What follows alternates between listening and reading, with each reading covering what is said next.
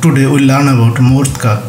This effect seamlessly blinds two clips together, making it appear as if there was no cut at all. Let's dive into how to create this effect. Here we have a simple video footage.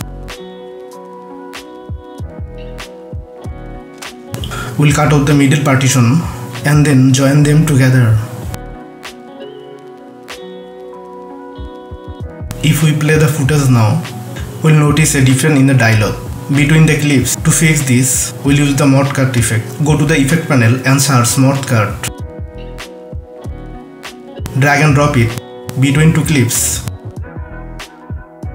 Then stretch the effect to cover the transition smoothly. It may take a moment to analyze the footage. Once the analysis is complete, if we play the footage, you will see that two clips blend together smoothly. We can now copy this effect and apply it to other parts of the video. In the same way, thank you for watching the video. If you have any comments, feel free to share them below. Don't forget to like and subscribe. See you soon in the next video.